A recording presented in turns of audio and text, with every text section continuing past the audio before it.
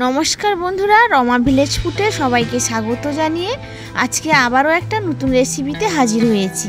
আজ আমি আপনাদের বানিয়ে দেখাবো বাঙালির অত্যন্ত প্রিয় সরষে ইলিশের রেসিপি। ইলিশ মাছ যেমন ভাবে রান্না করা হোক না কেন সেটাই কিন্তু খুব খেতে ভালো লাগে, আর গরম ভাতে যদি এই সরষে ইলিশ হয় তাহলে তো খেতে খুবই অপূর্ব লাগবে।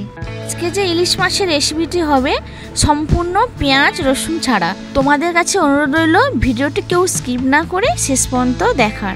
আর যদি ভিডিওটি ভালো লাগে তাহলে লাইক সাবস্ক্রাইব কমেন্ট অবশ্যই করবে, আর পাশে থাকা বেল আইকনটি প্রেস করে দিবে। চলুন বন্ধুরা রেসিপিটি শুরু করা যাক।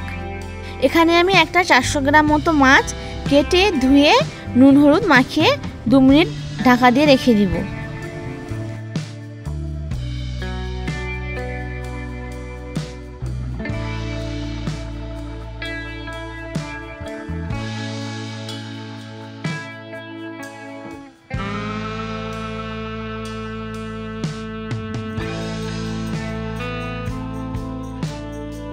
লবণ ও হলুদ মাখিয়ে আমি এক সাইডে রেখে দিলাম।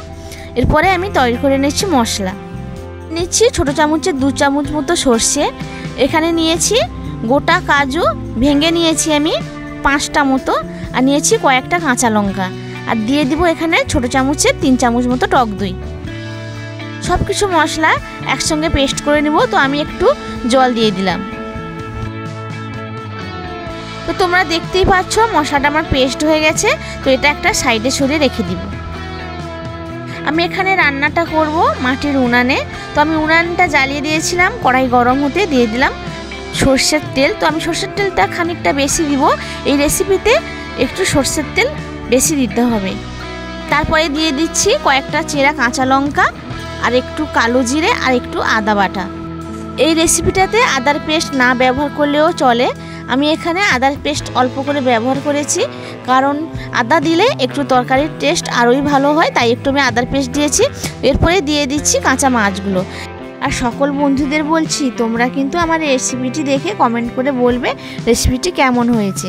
আর তোমরা এই রেসিপিটি আমার মতো করে বাড়িতে একবার ট্রাই করবে, খেতে কিন্তু দুর্দান্ত হয়। যে সকল পুরাতন বন্ধুরা আমার ফেসবুক পেজ থেকে দেখছো তারা কিন্তু আমার পেজটিকে ফলো করে দিবে, আর যে সকল নতুন বন্ধুরা আমার ফেসবুক পেজটিকে এখনও ফলো করোনি তাড়াতাড়ি আমার ফেসবুক পেজটিকে ফলো করে দিবে। আর আমার ইউটিউব চ্যানেল থেকে দেখছো তারা কিন্তু আমার চ্যানেলটিকে সাবস্ক্রাইব করে আমার পাশে থাকবে। মাছগুলো এখানে 2 সাইডে হালকাভাবে নাড়াচাড়া করে নিতে হবে, কারণ অনেকেই কাঁচা মাছ খেতে ভালোবাসে না, তাই একটু নাড়াচাড়া করে নিলে মাছের গ্যাসটা কেটে যায়। আর এখানে দিয়ে দিচ্ছি হাফ চামচ মতো, ছোটো চামচের হাফ চামচ মতো হলুদ গুঁড়ো।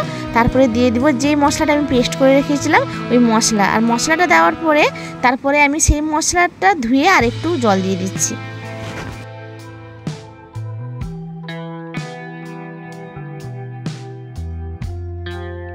এখানে দেখতেই পাচ্ছ বন্ধুরা আমি কিন্তু এখানে হালকাভাবে আমি নাড়াচাড়া করে নিয়েছি। এরপরে দিয়ে দিচ্ছি স্বাদ মতো লবণ। তারপরে আমি এখানে 2 মিনিট মতো একটা থালা ঢাকা দিয়ে দিচ্ছি। এই রান্নাটা কিন্তু মিডিয়াম টু লো ফ্লেমে রান্না করতে হবে, তাই আমি মিডিয়াম টু লো ফ্লেমে রান্না করছি। তোমাদেরকে 2 মিনিট পরে আমি ঢাকা খুলে দেখাচ্ছি।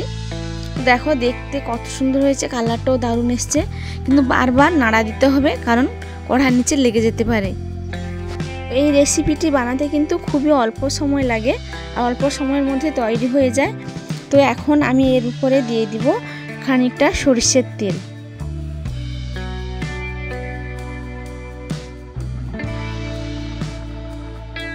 আর আমার সকল বন্ধুদের বলছি তোমাদের কিন্তু একটা কমেন্ট আমার পরবর্তী ভিডিও বানাতে খুবই উৎসাহ জাগায়, তাই প্লিজ একটা কমেন্ট করে জানাবে আমার রেসিপিটি কেমন হয়েছে। তো তোমরা দেখতেই পাচ্ছ বন্ধুরা দেখতে কতটা লোভনীয় হয়েছে, আর খেতেও দারুণ টেস্ট হয়েছিল।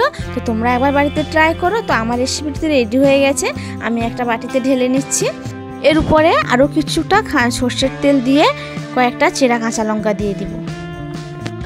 আজকে এই সর্ষে ইলিশ রেসিপিটি কিন্তু পুরোটাই রেডি হয়ে গেছে। তো এরপরে সার্ভ করে নেওয়ার পালা।